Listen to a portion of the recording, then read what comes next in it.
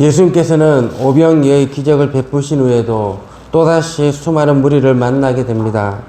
이번에는 이방 지역에서 병든 자들을 고치고 칠병이의 기적을 통해 4,000명을 먹이시는 말씀을 우리가 대하게 됩니다.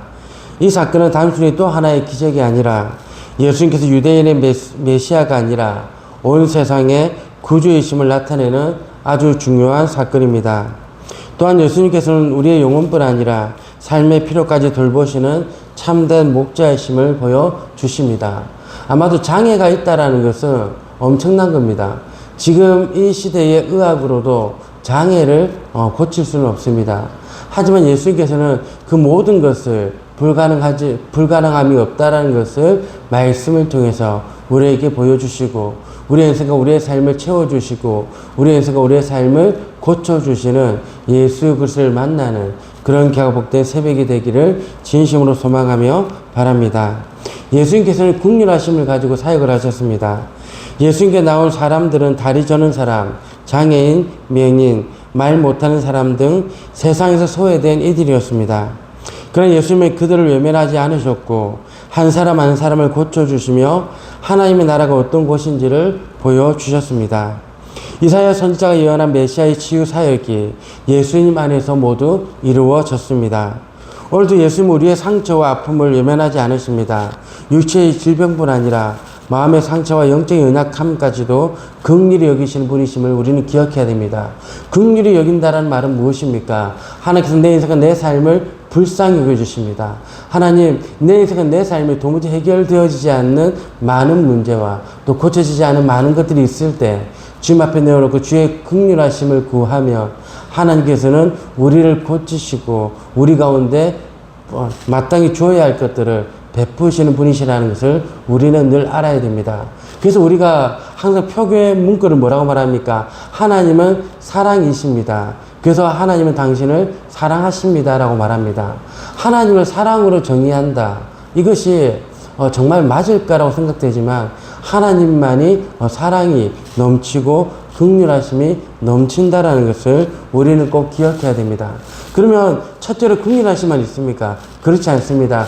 긍휼함만 있다고 해서 불쌍히 여기는 마음만 있다고 해서 그를 따르는 것은 아닙니다. 근데 그 예수님께서는 공급하심 또한 여전히 존재하고 있습니다.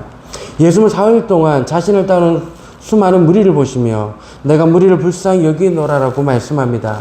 불쌍히 여기고 긍휼히 여기지만 그들의 필요를 채워주시는 예수님의 모습을 오늘 본문 속에 담고 있습니다. 그들의 배고픔까지도 살피시는 예수님의 마음이 드러나게 됩니다. 예수님은 가진 것이 적다고 포기하지 않으셨습니다. 떡 7개와 작은 생선 2마리를 축사하시고 나누어 주셨을 때 4,000명이 먹는 사람들이 배불리 먹었습니다. 하나님 우리의 부족함보다 하나님의 능력을 통해 일하십니다. 그래서 하나님의 능력이라고 말할 때 하나님의 그 능력은 우리의 이성을 초월한 능력입니다.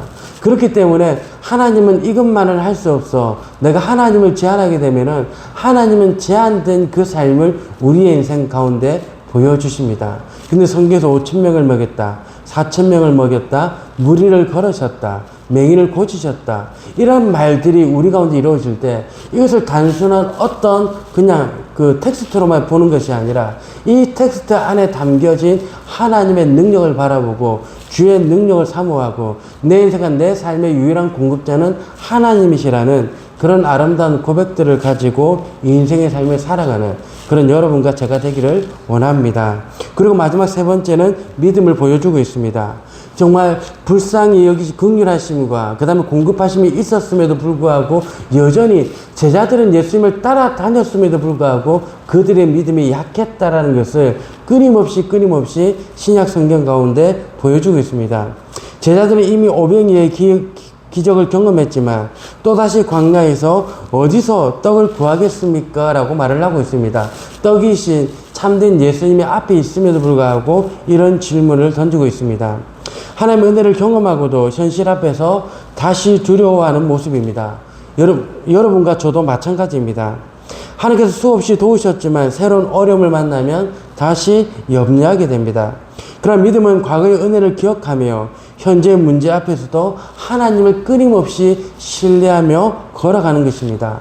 하나님의 은혜는 단 일회성만으로 끝나지 않습니다. 지속적이고 끊임없이 내 인생과 내 삶이 죽음을 향해서 걸어가는 그 모든 순간까지, 또 죽어서까지도 누구의 은혜가요? 하나님의 은혜가 우리에게 지속적으로 이루어진다는 것을 우리는 믿어야 됩니다. 어제 도우신 하나님은 오늘도 여러분과 저의 인생을 도우시고 우리 가운데 하나님을 신뢰하는 믿음을 가지고 인생의 삶을 살아가기를 원하십니다. 결론적으로 오늘 본문은 예수님께서 온 세상의 메시아이시며 우리의 필요를 채우시는 참된 목자이심을 잘 보여주고 있습니다. 예수님은 병든 자를 고치시고 굶주린 자를 먹이시며 이방인에게까지 하나님의 은혜를 베푸셨습니다. 우리도 이 은혜를 받은 사람으로서 예수님의 긍휼을 닮아가야 합니다. 또한 어떤 형편 속에서도 우리의 필요를 아시는 예수님을 신뢰하며 삶을 살아가야 합니다. 오늘도 우리를 고치시고 채우시는 예수님을 끝까지 믿고 따르는 우리 성산 가족 여러분들이 되기를 예수 그리스도의 이름으로 축원드립니다.